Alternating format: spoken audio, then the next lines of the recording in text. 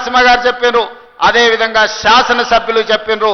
తప్పకుండా దానికి సంబంధించి ఒక ప్రత్యేకమైన సమీక్ష చేసి ఏమేమి ఇవ్వగలుగుతామో మున్సిపాలిటీలో అదే డ్రైనేజ్ వ్యవస్థ కావచ్చు, సీసీ రోడ్లు కావచ్చు, తాగునీటి సమస్య కావచ్చు, ఏమి నిధులు అవసరం అవుతాయో అధికారులందరినీ కూడా పిలిచి సమీక్ష చేసి జహీరాబాద్ నియోజకవర్గానికి అవసరమైన నిధులను మంజూరు చేయడానికి నాకు ఎలాంటి అభ్యంతరం లేదు. ఎన్నికలు వచ్చినప్పుడే రాజకీయాలు, ఎన్నికల తర్వాత అందరిని కలుపుకొని అభివృద్ధి చేయడమే నా బాధ్యత. తప్పకుండా జహీరాబాద్ నియోజకవర్గ అభివృద్ధిని నేను మీకు మంజూరు చేస్తా. మాజీ మంత్రివర్యులు చంద్రశేఖర్ గారు కూడా 4-5 సార్లు నా దగ్గరికి వచ్చి అడిగిండు, అన్నా గెలిచినా ఓడినా నాకు బాధ లేదు, ఓడిన బాధ ఉన్నా ఓట్లేసిన ప్రజలకు నేను అభివృద్ధి చేయాల్సిన అవసరం ఉంది, జహీరాబాద్కు మీరు నిధులు ఇవ్వండి అని వారు చాలా సార్లు నాకు విజ్ఞప్తి చేసిండ్రు.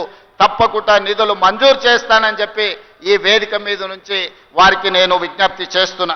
అదేవిధంగా నారాయణ ఖేడ్కు సంబంధించి మిత్రుడు డాక్టర్ సంజీవరెడ్డి గారు పెద్ద చిట్టే తీసుకొచ్చిండు. వాస్తవంగా వారు మాట్లాడాల్సిన అవసరం ఉండే ఈ వేదిక మీద, కానీ నాకు రేపు ప్రధానమంత్రి గారితో నీతి ఆయోగ్ సమావేశం ఉన్నది, విమానాలు కొన్ని రద్దవుతున్నాయి, నేను తొందరగా ఢిల్లీ చేరుకునేది ఉన్నది కాబట్టి వారికి మాట్లాడే అవకాశం రాలేదు.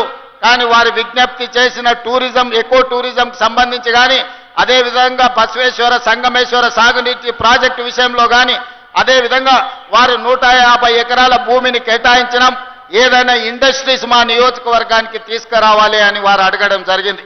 ఇదే కాకుండా చెక్ డ్యామ్ గురించి కూడా వారు నా దృష్టికి తీసుకొచ్చిండ్రు.